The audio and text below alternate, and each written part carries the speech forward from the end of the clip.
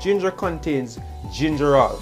This is a very powerful anti-inflammatory that has been tested and shown, like curcumin, to be useful for pain. Both of them are what we call non-selective COX-2 inhibitors, and so they reduce pain just like aspirin and ibuprofen and cataflam does, without the major side effects. We're adding our ginger here, and this is also useful for your digestion.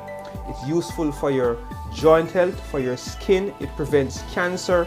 So ginger is a very powerful anti-inflammatory. We're gonna next add cayenne pepper. Now cayenne pepper boosts blood flow. It improves circulation, and so the mixture here will get to every end of your body in a rapid time.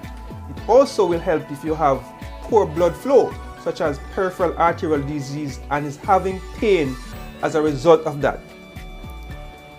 Now finally, we're adding